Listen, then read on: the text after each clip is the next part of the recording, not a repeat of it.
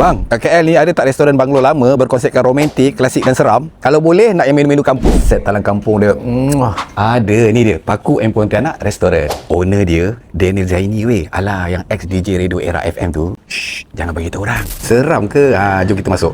Taklah, sebenarnya konsep dia lebih kepada seni menghargai wanita melalui karya. Serius cakap, restoran ni memang cantik. Vibe dia tenang, klasik, romantik dengan dekorasi pun menarik. Diorang bukan saja menyajikan makanan sedap, tapi juga menyajikan mata dan deria semua pelanggan dia. Cuba kau dengar tu. Diorang melambangkan Pontianak ni sebagai wanita dan Paku tu sebagai pasangan dia. Sebab tu suasana kat sini rasa dihargai, lembut, penuh simbolik. Sesuai sangatlah kalau korang nak bawa pasangan bercinta, suami, isteri ke ataupun nak makan dengan family. Datang sini bukan setakat makan tapi rasa dihargai. Tu dia, makanan kita orang dah sampai. Ini set talam kampung Juwita, korang tengok ni. Penuh satu meja. Kita try asam pedas dia.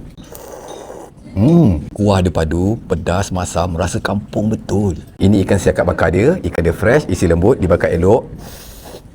Sampai naik bau smoky dia tu. Bila cecah dengan sambal asam, terus naik selera. Makan dengan nasi panas-panas, memang berselera. Udang sama petai dia pun besar-besar. Sambal dia pekat berempah, pedas dia berlapik, petai dia pula rangup dan cukup rasa. Orang yang peminat menu kampung memang kena. Siap lengkap dengan ulam, ikan masin dan sambal belacan. Kita orang siap add on ketan masak lemak cili api.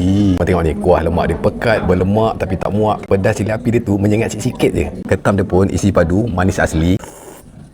Hirup kuah dia pun dah bahagia. Tengok tu, agak kau berselera makan asam pedas jenahak dia tu. Bergabung dengan sambal belacan, ikan masin, ulam, layan. Nak yang moden pun ada. Semua ada Alfredo ni, creamy, rasa seimbang, itik dia lembut dan wangi. Betul tak kakak?